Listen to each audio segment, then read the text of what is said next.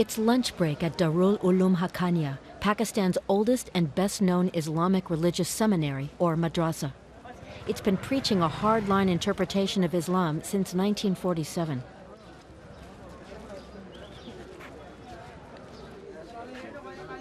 We wonder if the students are familiar with Western music.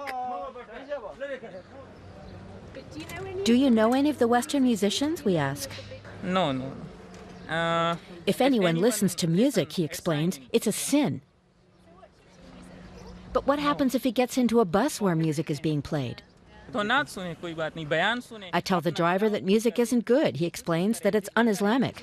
If he doesn't listen to me, I recite the Quran and try to concentrate on my work.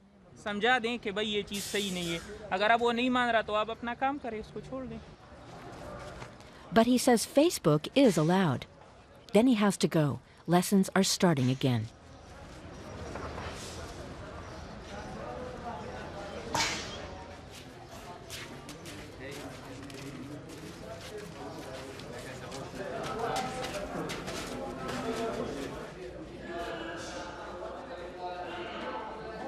"3,500 pupils from Pakistan and Afghanistan study at Haqqaniya. Some stay only a year or two. Others complete all their religious education here and later open their own mosques or madrasas.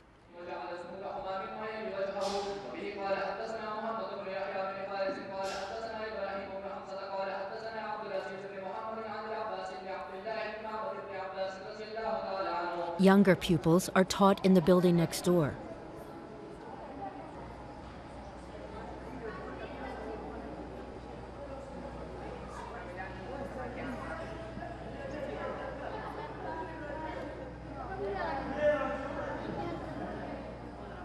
Zaid Ullah is learning English so he can spread Islam to the entire world.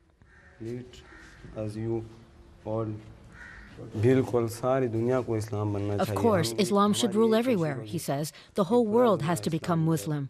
The Islamic justice system has to apply all over the world. Many pupils come from families that are so poor that the Quranic school is their only hope of education. Here they get free room and board and medical care. And the philosophy of Sami ul Haq.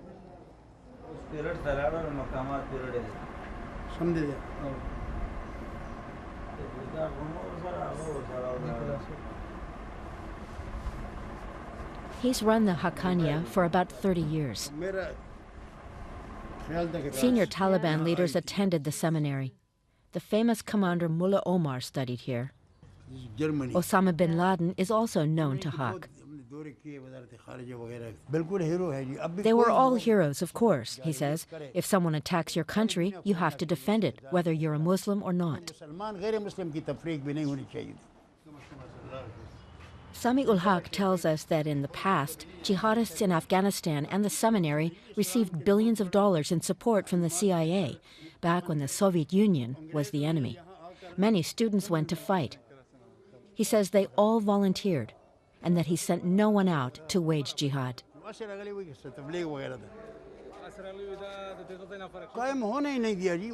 The West never gave the Taliban a chance to implement their system properly, he says. But although they had to wage war against the West, they were able to make peace in their own country, and there wasn't even a single police station.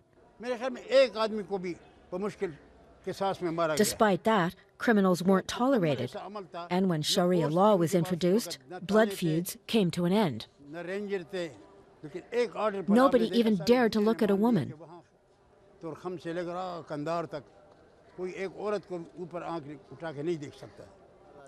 Today, his graduates become not just imams and teachers, but also politicians and car mechanics. They're all meant to spread Islam. It's their duty to preach Islam to the whole world, he says. More than that, it's their mission.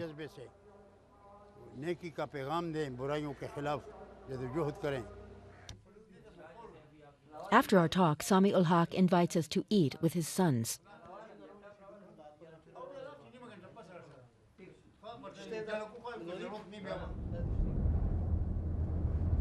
But in Pakistan, the school also has its opponents.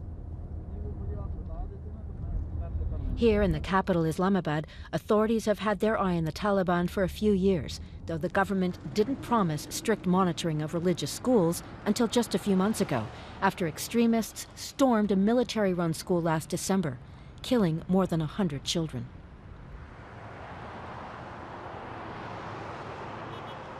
The Education Ministry is responsible for regulation. Here, all the larger Quran schools have to be registered and monitored.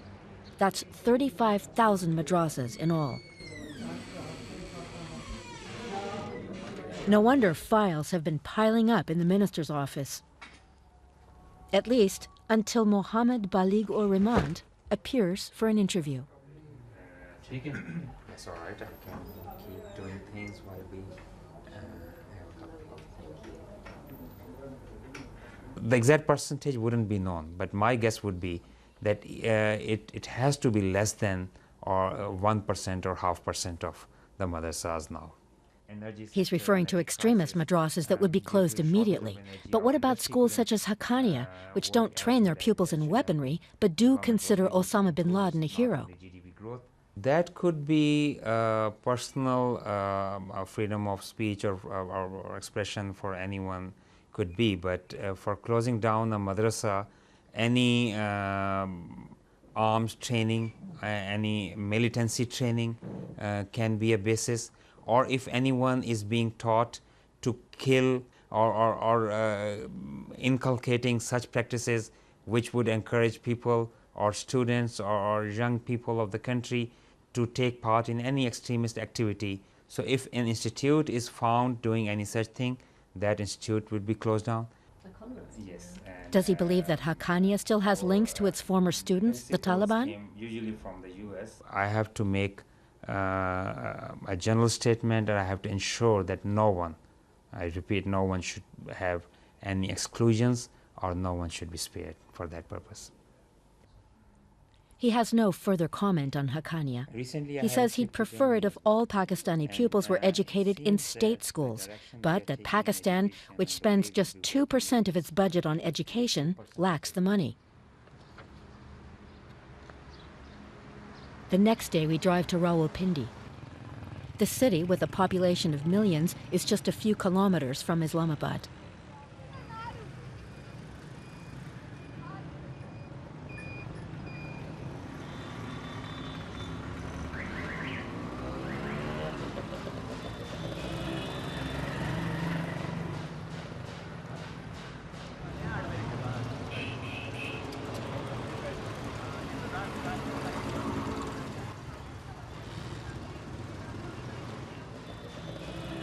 We visit a small madrasa in a poor district of the city. Idris Haqqaniya founded it in the mid-1990s. Now he runs 15 schools just like it. The school director studied at Darul Uloom Haqqaniya in the 1980s. Many of his fellow students went to fight in Afghanistan back then.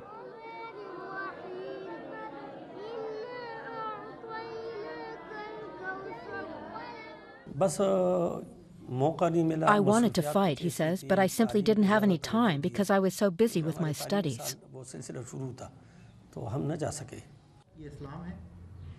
He too considers Osama bin Laden and Mullah Omar heroes.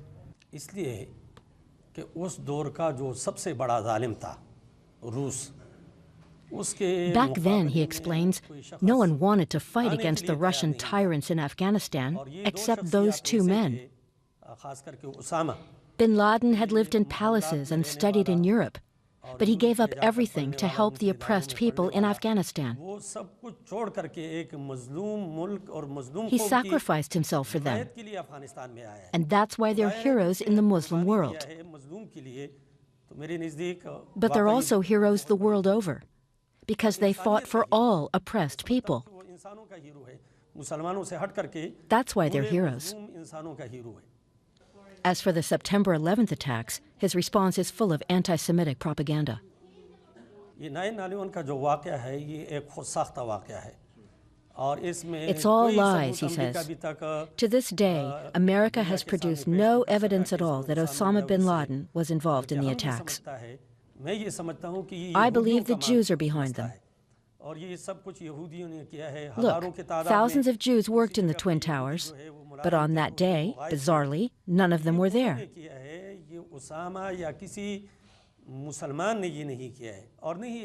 Islam forbids us to kill innocent people.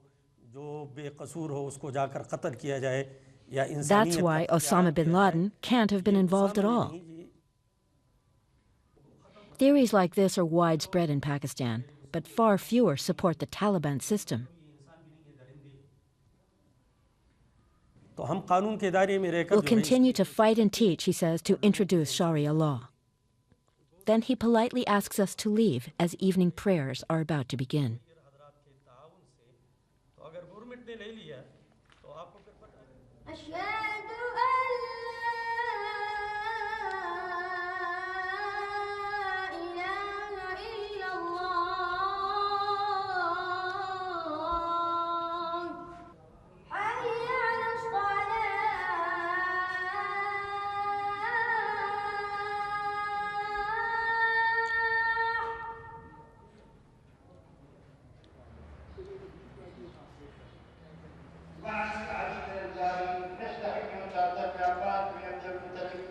At his alma mater, Haqqaniya, Sami ul Haq is already teaching the next generation of students so that they too will spread his brand of Islam to the world, a world in which no music will be played in buses, women will wear burqas, and Osama bin Laden is a hero.